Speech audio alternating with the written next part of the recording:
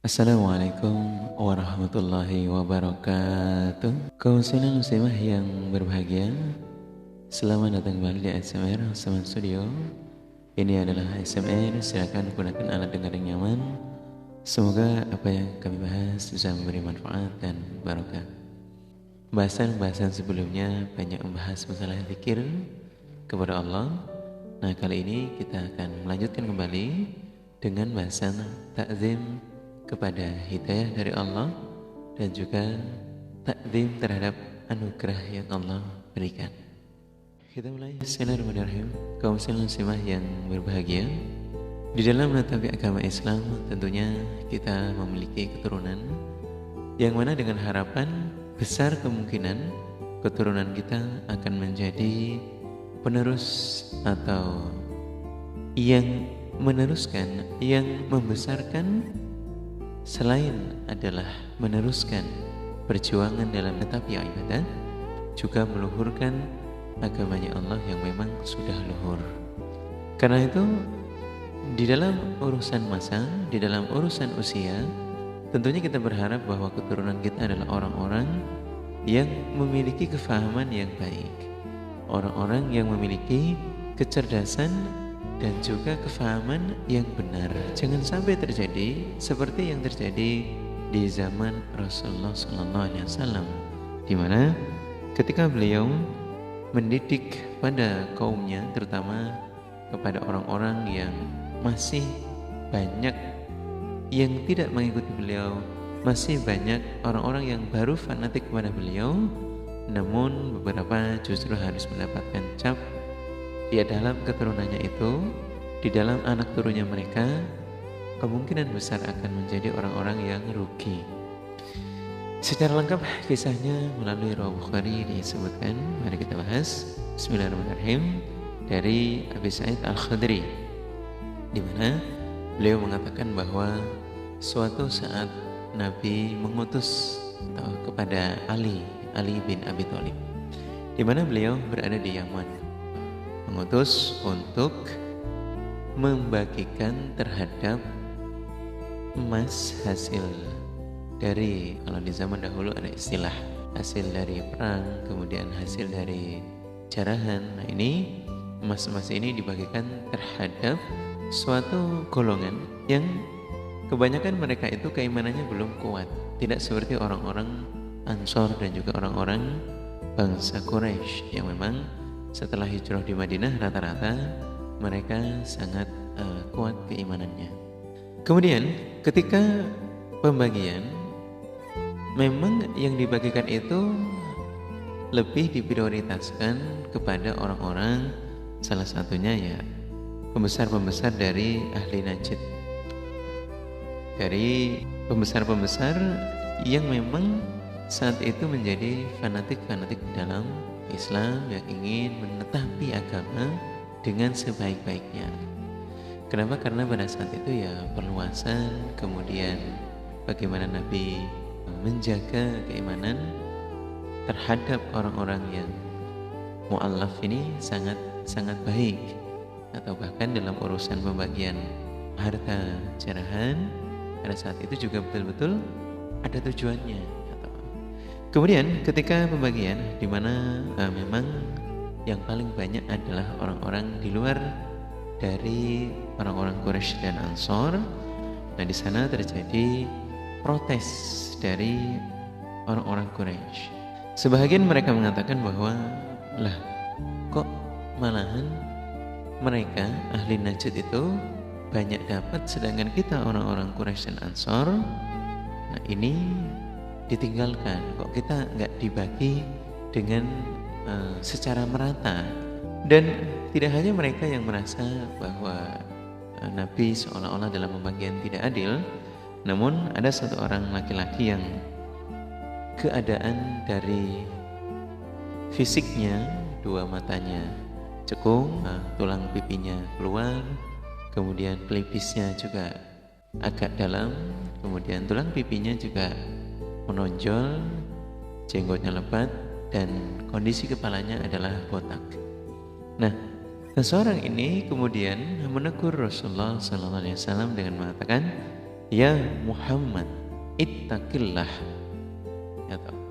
Jadi laki-laki tersebut kemudian menegur kepada Rasulullah bahwa wahai Muhammad, ya toh, di dalam pembagian ini kamu takutlah kepada Allah, takwalah kepada Allah, jangan berlaku tidak adil.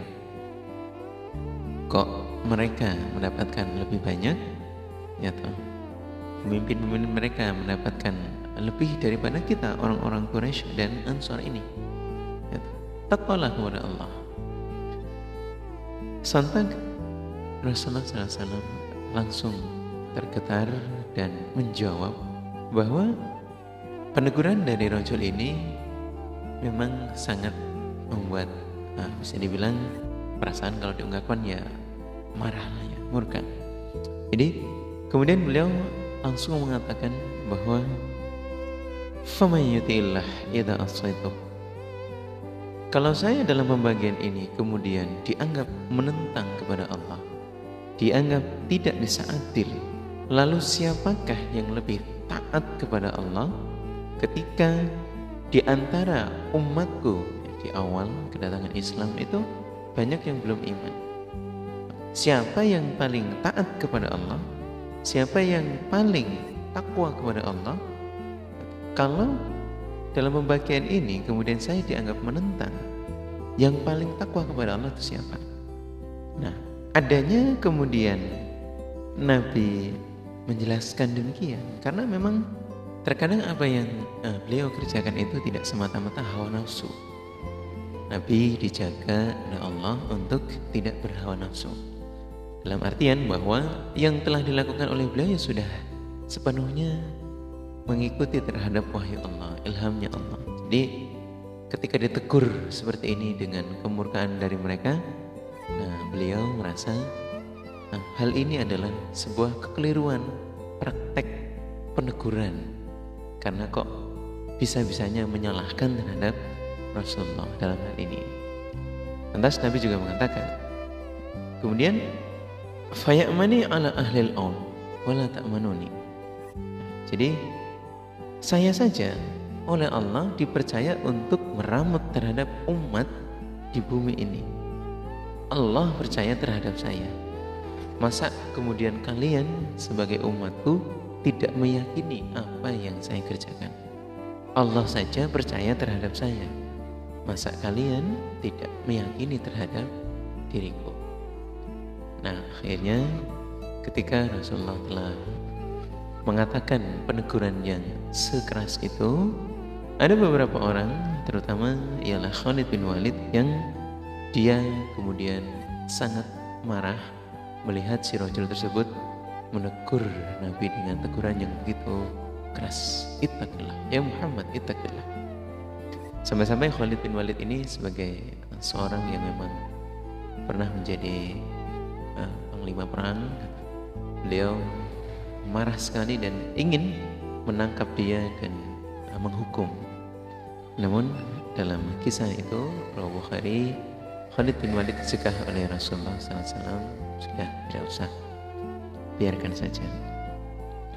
Setelah kejadian itu dan mereka sama menerima dengan keputusan dari Rasulullah SAW, lalu ketika mereka telah pergi dan pelaksanaan telah selesai, khutbahnya Nabi, beliau menasihati kepada umatnya, kepada orang-orang iman dengan nasihat yang sungguh luar biasa. Falamma wala qala nabiyyu inna min dhi'i hadza qaumun yaqra'una al-Qur'an la yujawizu hanajizahum. Jadi bahwa wahai para sahabat, wahai para orang muslim dan muslimah, terutama pada saat itu ya, pesan beliau adalah ketahuilah nantinya dari keturunan mereka itu akan lahir golongan-golongan orang-orang yang ketika membaca Al-Quran hanya bisa dirasakan di mulut saja.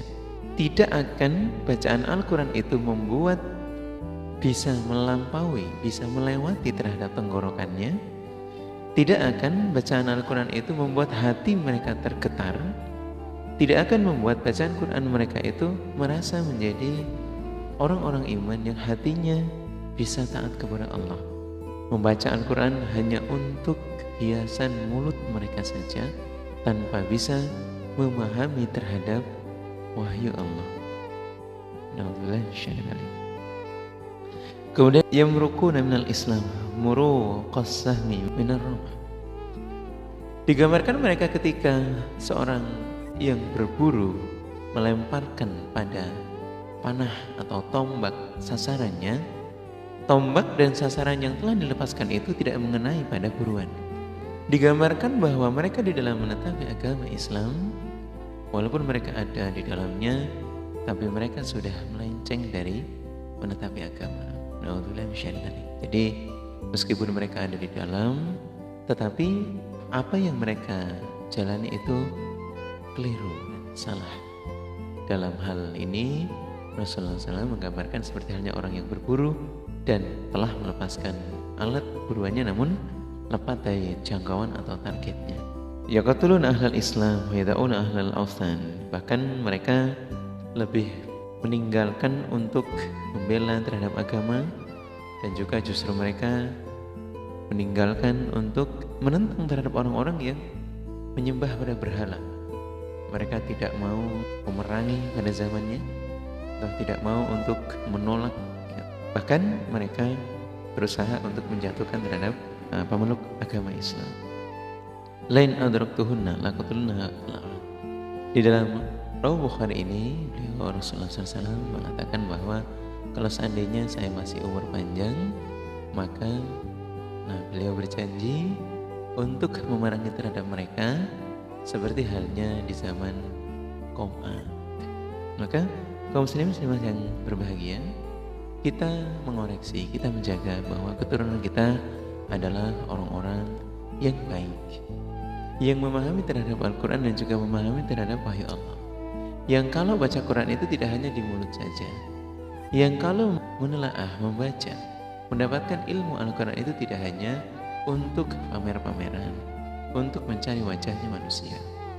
Na'udzubillah minasyaitonir. Dan bagaimana keturunan kita di dalam menetapi agama itu bisa benar, ialah orang tua, ialah para sesepuh bertanggung jawab atas kefahaman mereka, atas kefahaman generasi.